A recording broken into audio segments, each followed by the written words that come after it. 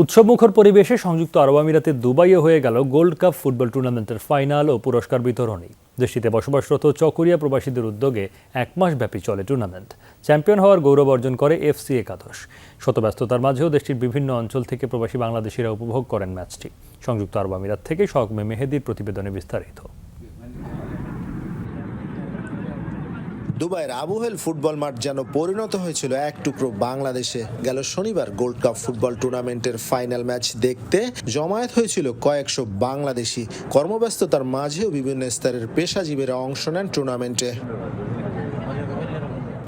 অংশ নেওয়া 12টি দল, নকআউট পর্বে বিজয়ী 2টি দল খেলার সুযোগ পায় ফাইনালে। এফসি একাদশ ও চকরিয়া সুপারস্টার ক্লাব বিপুল উৎসাহের মধ্য দিয়ে ম্যাচ শুরু হয় স্থানীয় সময় রাত 12টায়। 40 মিনিটের নির্ধারিত খেলায় কোনো দল গোল দিতে না পারায় ট্রাইব্রেকারের মাধ্যমে 2-0 গোলে ট্রফি জিতে নেন এফসি একাদশ। প্রবাসের মাটিতে দেশের মানুষের মধ্যে যোগাযোগ ও সম্প্রীতি বাড়াতে এমন আয়োজন জানান উদ্যোক্তারা।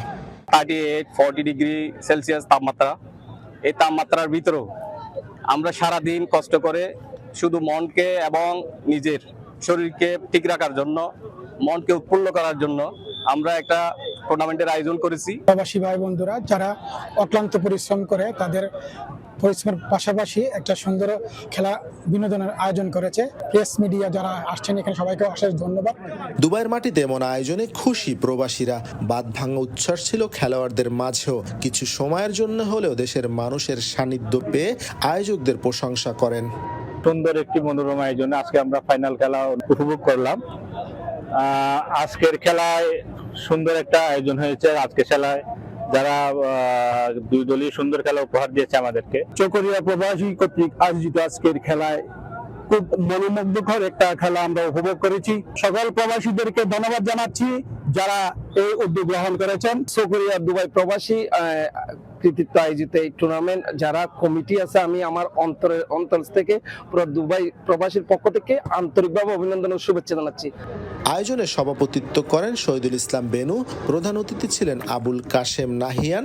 বিশেষ অতিথি ছিলেন গোলাম নবী, নুরুল ইসলাম তাজু, মোহাম্মদ আরিফ ও খলিলুর রহমান। ভবিষ্যতে আরো বড় পরিসরে টুর্নামেন্ট আয়োজনের আশাবাদ ব্যক্ত করেন আয়োজকরা। পুরস্কার বিতরণের মধ্য দিয়ে সমাপ্তি ঘোষণা করা হয় এক মাস ব্যাপী চলা টুর্নামেন্টের। মেহেদী, যমুনা নিউজ, সংযুক্ত আরব আমিরাত।